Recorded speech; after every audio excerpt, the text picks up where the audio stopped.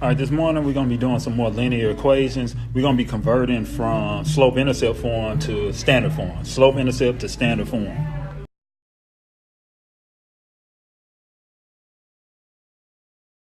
All right, so what we're looking at is slope-intercept form.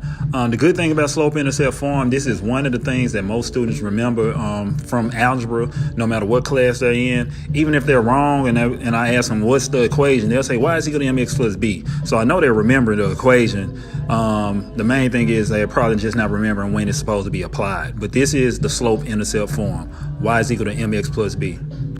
So there's two things that you're going to get from slope-intercept form. M, that is the slope, and B, that's what we call the y-intercept.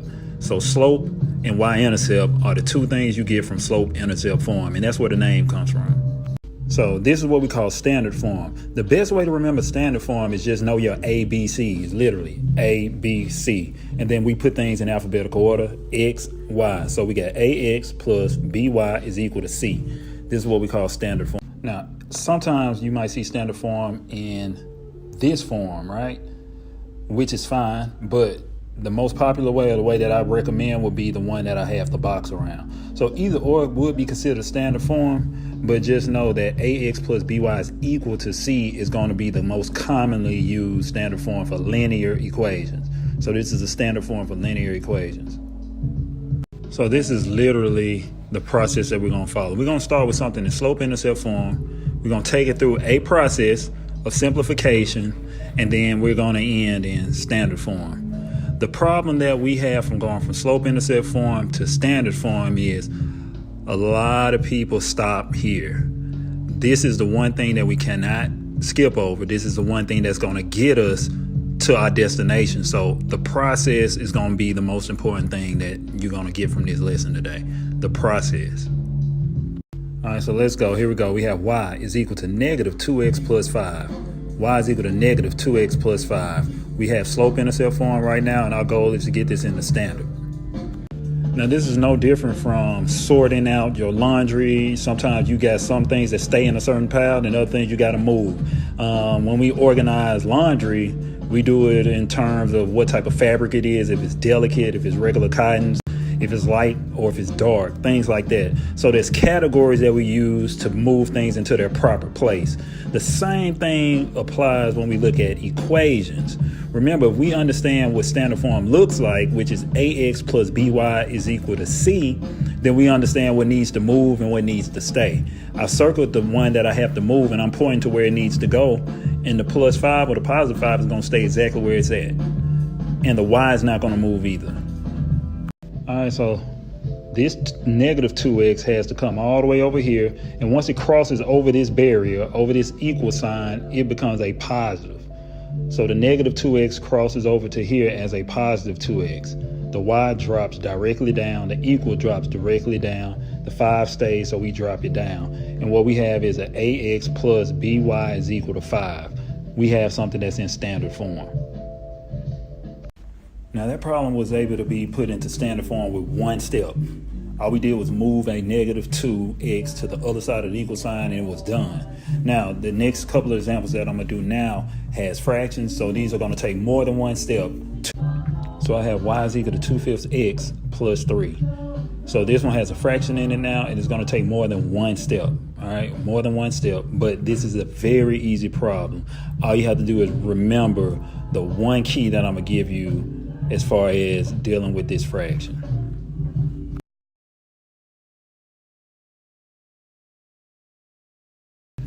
All right, so I multiplied everything by 5. Remember, 5 is the only denominator, so if I multiply everything by 5, it gives me an opportunity to do that. For those of y'all that hate fractions, if I show you that move, guess what happens to your fraction? It's gone. So if you like to get rid of your fractions, please make sure this is a process that you pay attention to, because it will make your life easier. Now, if we pay attention to the other numbers, 5y comes down. Since those 5s cancel each other out, the 2x comes down. And the only other number that I really had to multiply was 3 times 5 to get 15. So I'm done with that part of it. Now I have to make another move. And remember, it's this one. This one can go over there. This one goes over there. And remember, that's a positive 2x.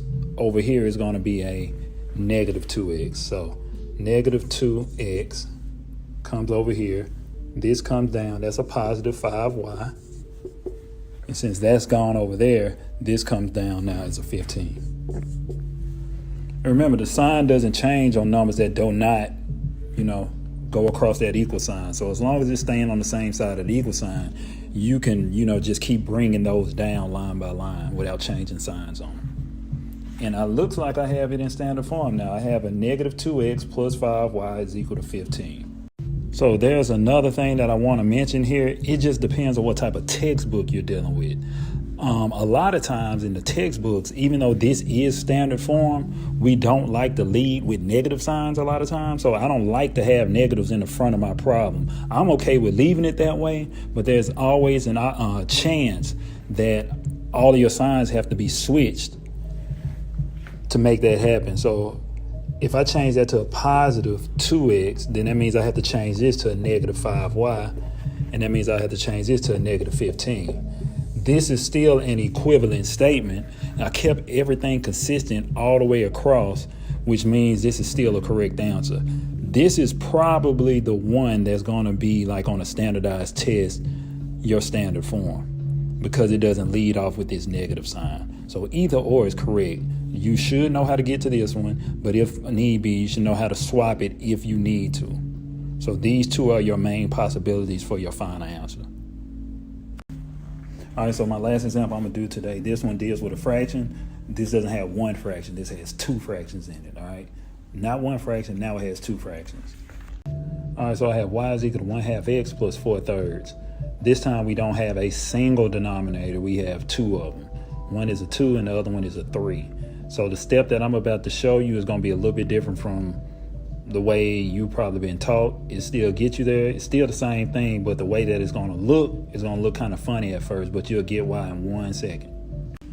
All right, well, I hope I didn't confuse anyone. Remember, I have a 2 and a 3. Those are my denominators. So guess what? I multiply the whole problem by a 2 and a 3. You get what I'm saying? A 2 and a 3. Now, in elementary school, you're told that that number in particular, which is 6, is your least common multiple. So what I'm using is a least common multiple. I'm just not using the digit 6. I'm using the factors of 6.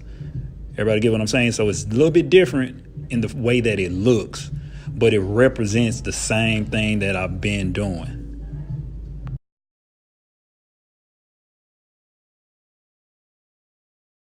So yes, I could have just used the number 6, but what I'm doing is, what I'm trying to highlight is what you can do with the numbers once you write them down.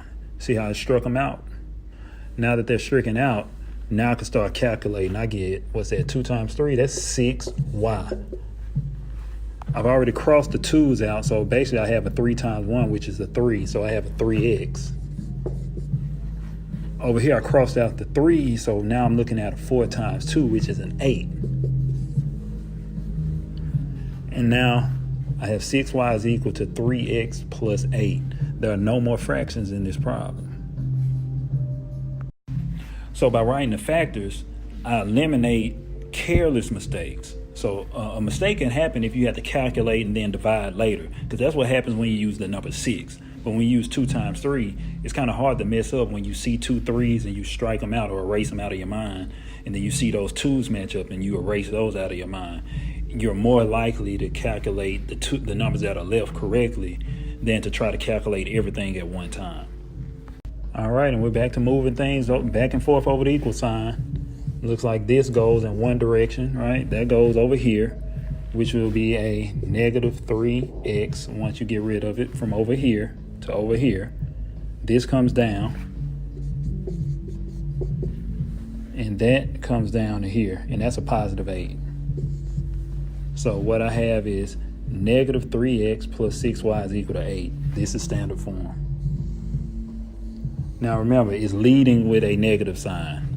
So there's also another way that we can write this answer, and that way would be 3x minus 6y. Does that look like an x? 3x minus 6y is equal to a negative 8. That's most likely going to be your standard form right there. Both of these are correct, but this is most likely the way that it'll be presented back to you. All right, check out my channel, BJ Jeffries. I put up math videos each day. I report to work. And there's your spelling right there.